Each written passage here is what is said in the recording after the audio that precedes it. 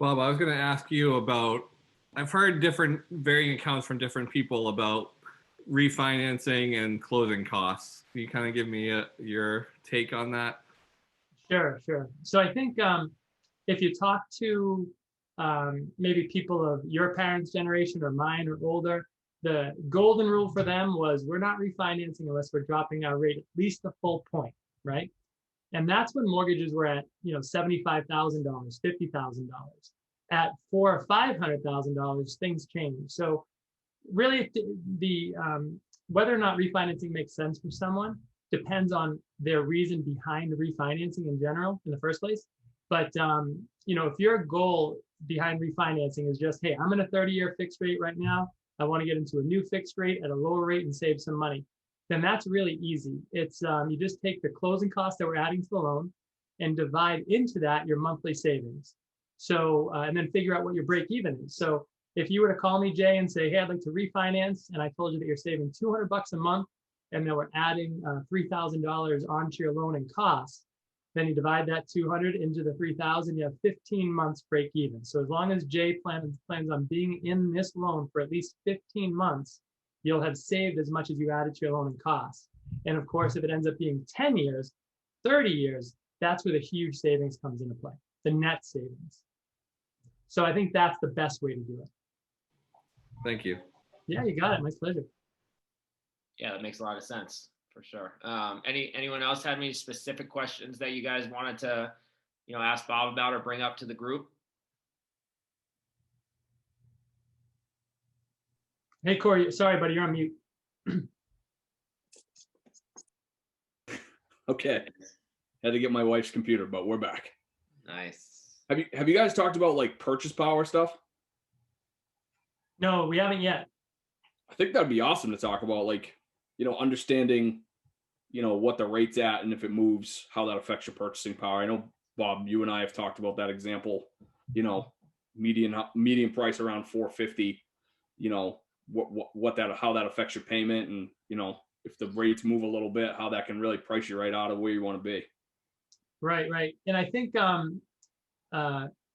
really, I think the reason that this topic really lends itself very well to what we're seeing in today's market is because of how expensive houses have become, right? So I think it's just really important to remember that there's two prices to consider when you're buying a house typically, right? The price of the house you're buying, of course, what you're offering the seller, and the price of the money you're using to buy that house with. So yeah, homes are more expensive right now than they were this time, a year ago, 2 years ago, but rates are a lot lower too. And I just ran this exercise for a client of mine yesterday. And if we compared where rates were in the middle of 2019, right in the low fours, to where they are basically based on yesterday's rates, I was able to run a scenario where if you took out a $400,000 loan in the middle of 2019, I can get the date for it if you'd like. The rate was, I think, somewhere in the low fours. The payment ended up being $2 less than borrowing $435 today at today's rates. Okay, so basically, let's pretend like that's the same number. Borrow $2 less and you have the same number, right? So you can borrow $435 today for the same cost per month that you could have borrowed $400,000 a year and a half ago. So yeah, house prices are more expensive now than they were a couple of years ago, but the money's much less expensive, allowing you to absorb those costs. So just like with any investment, there's always risk. If it's short term, there's always more risk. But if you're going to buy a house in this market, where values are at all-time highs, and you have a 10-year plan for that house, your rate's never going to change because you're getting into a 30-year fix, and the payment is probably pretty close to the same as what you would have made had you bought a house a year and a half ago when things were a little less expensive. Yeah, it's amazing how much of a difference it can make, from year to year, wherever the rate is. It's crazy that $30,000-$40,000 price swing, which can put you in a completely different house. Considering if you're buying at 400, you're probably shopping at 360, right? To make sure Yeah. you get it. And if you can swing 435, maybe you're looking at 415 or 420 or something like that. And it's a different house. So it's really unbelievable. Have you guys talked any at all about refinancing? I know I was having some issues here, so I'm trying to get caught up, but. Yeah, Jay had asked about, how you really calculate whether or not refinancing makes sense. And Gotcha. we did talk about the break even, so the whole rule about not refinancing unless you lower your rate by a full point, that's just an old school rule from when rates were in the double digits and mortgages were in the, 5 figures, right? Now we're borrowing a lot more, rates are a lot lower. And, if you have $1 million loan, saving a quarter point off your rate, might end up saving you enough money to justify the cost. But then, of course, if you're taking out some cash to do some repairs to your home, to consolidate debt, that's really easy. If you're looking to go from maybe a 30-year to a 20-year or a 20-year to a 15, we can figure out together too whether or not that makes sense. And it all really comes down to how much more money, if we are reducing the term, how much more money every month is going towards principal, because that's really where the savings is. Your payment might be going up, but you're paying much less in interest with that money, and much more of that money is going towards principal. So in that case, Jay, too, that's how we figure out whether or not refinancing makes sense in a scenario like that. Yeah. Yeah. Bob, here's a question for you, because we want to be super respectful of everyone's time, and we only booked this thing for about a half an hour because who wants to stay on a call for more than that amount of time at this point in our lives.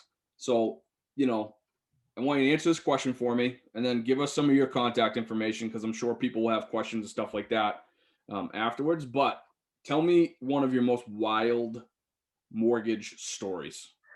Just a really wild story about something that happened with you writing a mortgage, something crazy, client that you worked with, maybe you can't tell their name.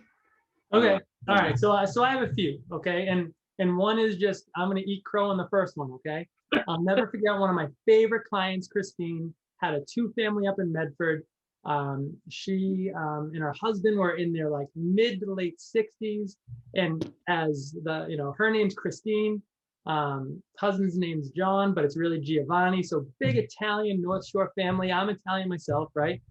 And she called Radius Financial Group, and I forget the reason or how I even got her. But she was applying for a home equity loan. And at the time, I was just new to the business. I didn't know that underwriting was different for an equity loan or line. And so I screwed up her loan. Okay.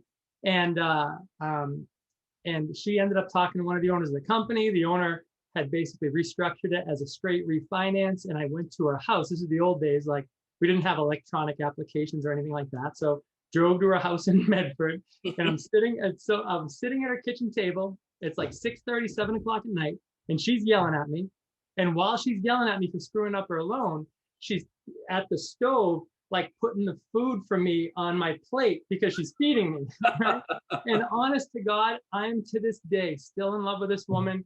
I'd do anything for her, and I've done, I've shoveled her driveway once. After that, we did another refinance for her, and I shoveled the driveway with the closing attorney because we did the closing at her house, and just love that woman so much. So that was just, she's yelling at me. She's putting food on my plate. I'm like, I'm home.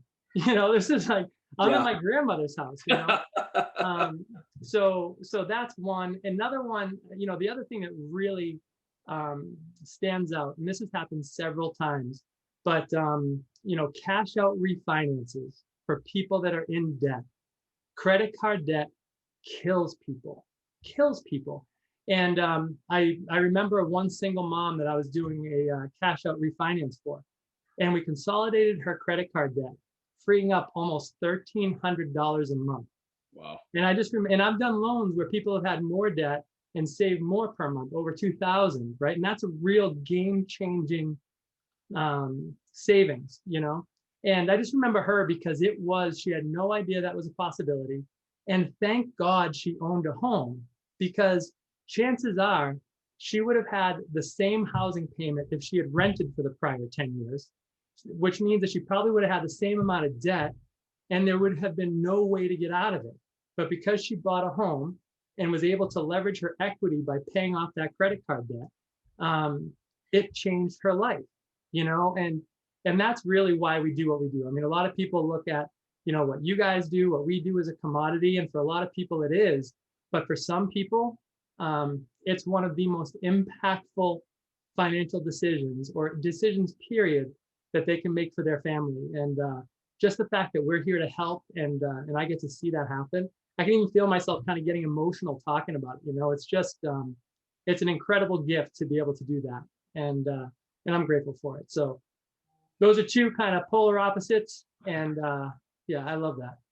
Yeah, that's awesome, man. I feel like, I mean, you and I obviously talk almost daily, but that's like what we're here to do, right? Like this is what the business is for, is helping people, changing their lives, helping people achieve goals and do what they want to do with their lives, whether that's buy a home, reduce some debt, invest, whatever it is. So it's cool to hear stories like that. And I've heard other stories that you've told me of similar type things. So that's very cool.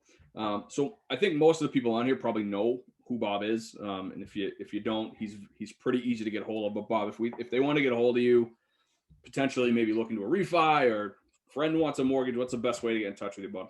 Sure. Thank you very much. So you can always reach out to us right in the office, 781-742-6500.